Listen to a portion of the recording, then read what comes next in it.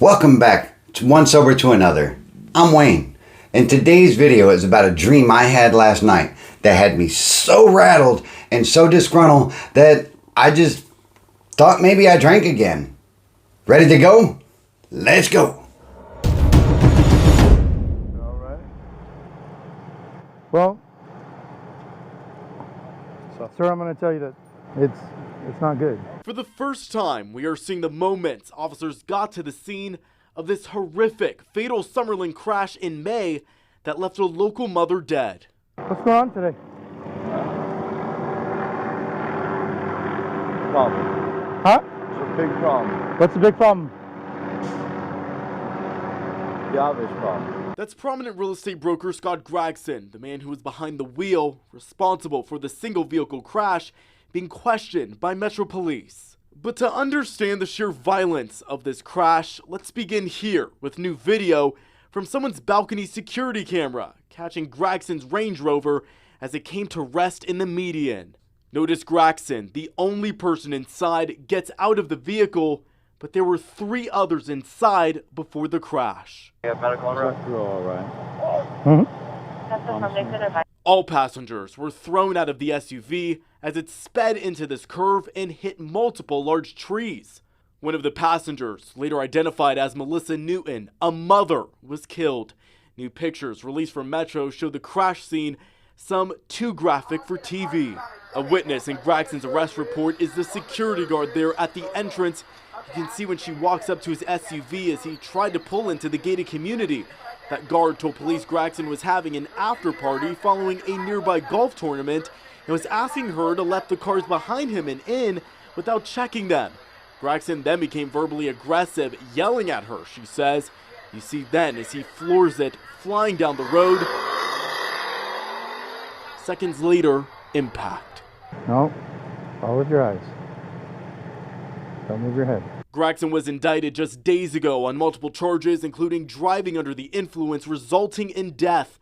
Gregson told this officer during questioning he had about 4 to 5 drinks that day, a mix of beer and tequila. Gregson can be seen struggling through the field sobriety test. 1, Look down at your foot. 2, 3, 4, 5, 6.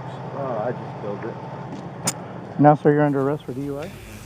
Well, after that short video, you can guess what this is about. I had a dream last night that some reason I ended up at this party and I started to question myself whether I had the strength not to drink or, just join in with what everyone else was doing because, I don't know, my life wasn't as good as I thought it would be at the moment. So there I was. I started popping the tops, and before I knew it, I was at the end of 2 cases and I was in a car.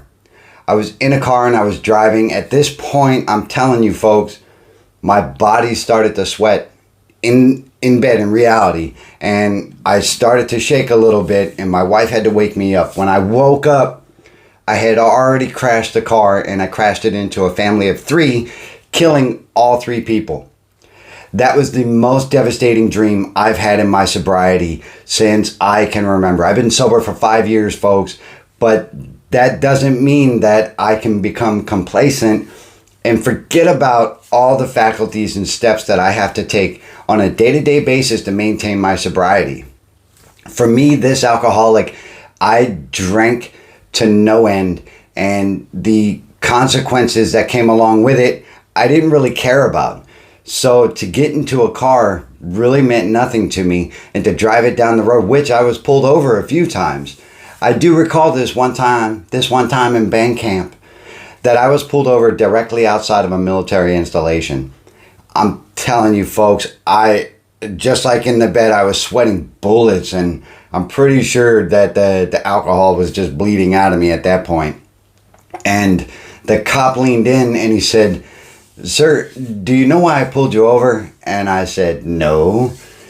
He said, "Because your tag is expired." And I was like, "Are you kidding me? I just had that done last week." And he's like, "No, it's expired right now." And he went back to the car, he took my insurance and he took my ID and he took my driver's license and everything else. And I saw that as an opportunity to chew an entire pack of Tropical Trident. The cop came back, and, you know, thankfully I had tinted windows because he couldn't see me grab the gum and everything else. I had a big wad of chewing gum right there, and he said, "Sir, I don't know if I should let you keep driving this car." And my heart sunk in my chest, and I was pretty certain that he knew that I was drunk already. And so he said, "Look, I'm gonna let you drive this home, and I don't want to see this car out on the street until it's re-tagged, all right, sir?" And I said, "All right, you got it, man. I'm gonna go get this done, and I thank you for being courteous to me, and I will see you later." Folks, the cop drove off. I could not believe it. And guess what? That was my excuse to keep drinking, because guess what? On top of that, I didn't think I was bad enough yet because I didn't get the DUI. There was this other time in band camp, and this is the last story for today, because this all relates to my dream. I got into a fight with my wife, and I drank and I drank and I drank and I drank, and I don't remember what time it was that I decided to get in my car and go to a bar. In Germany, they're open quite late, and I went to a bar and I got drunk more there, and I think I took a couple beers out of the bar with me, and I was drinking and driving on the way home. I was probably doing about 120 miles an hour, folks, and the right tire in the car blew out. It V-lined into a ditch, and it rolled over a couple times, and some of you might know this story already. It was laying up on its side, and somehow, some way, my higher power was looking out for me, because I did not get injured. I got a couple scratches on me, and I think I hurt my elbow a little bit. Gratefully, some local national pulled me out of my car and took me home. Somehow I was able to tell him my address. Folks, I didn't get the DUI. And guess what that gave me? That gave me an excuse to keep drinking. And some of you might be there.